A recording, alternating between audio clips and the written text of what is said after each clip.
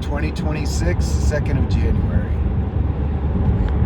So I've been working on the land, and it's going to get more and more intense as I get deeper into this project called Tree of Life Farms, but I wouldn't have anything else.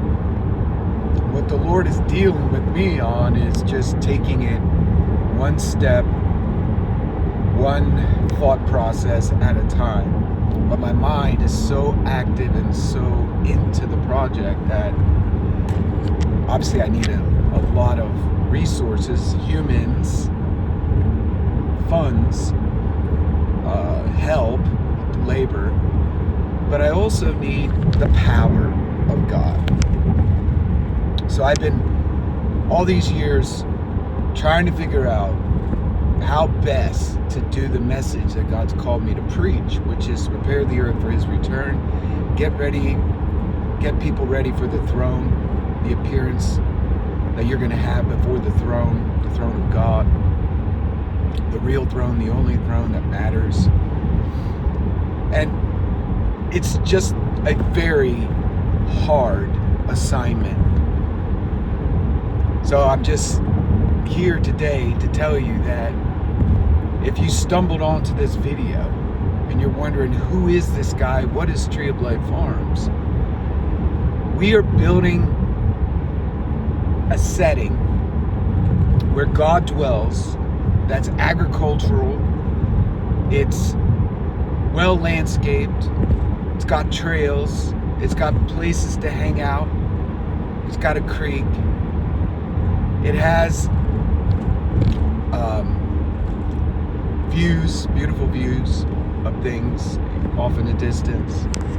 It's in a really nice area of North Carolina that's still agricultural, and it's presenting to the world the beauty of God's creation. And I was just having a conversation with the guy who runs the local Exxon station, talking about the future of business in America, small business people. So in his setting, there's a gas station that is Circle K. It's a franchise. It's big. It's growing. It buys up things, and therefore it buys at such a high level of volume that it can buy, he told me today, 70 cents cheaper than what he has to pay for gas. So think about their margins. Now, he's a small businessman. He's a sole proprietor in that sense. He has people that cover the register for him. But Circle K has operational costs, overhead costs, labor costs.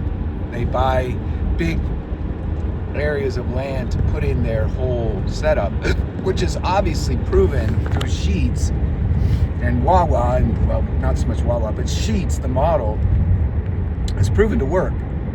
People want a clean store, they want clean restrooms, they want a big area, truck guys can come in the back, regular people in the front, a restful stop, outside areas to eat. They want good food, they want beer, all kinds of beer or wine. They want diversity in the old gas stop. But the margins for this guy are not good. And like he said, they're doing things in our economic system where the little guy just doesn't stand a chance. So I told him about my Tree of Life Farms raw milk business plan.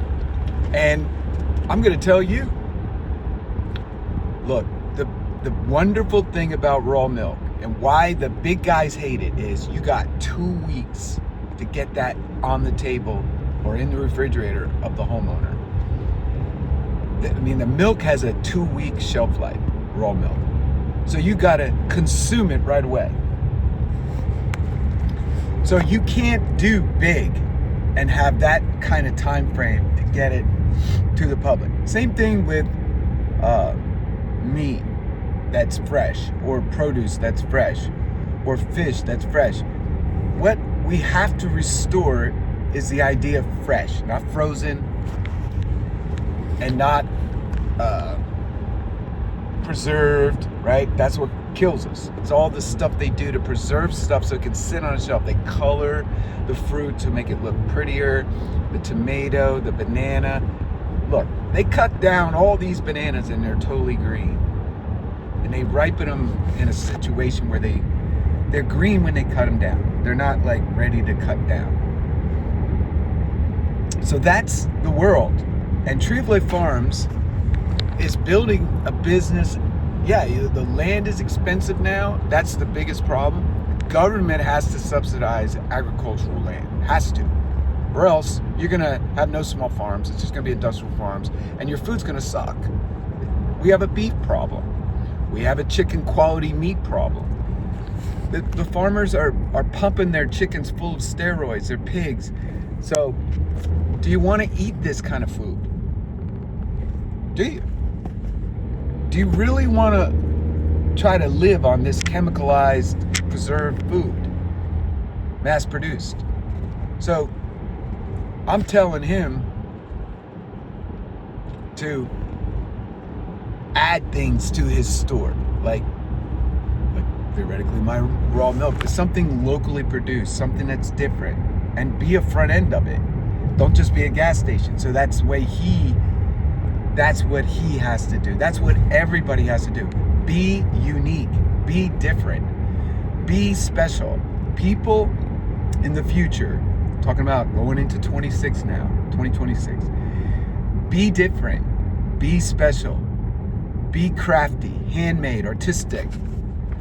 Set yourself apart from the crowd, and eventually people will find you if you stick with it and don't give up. May God bless these words.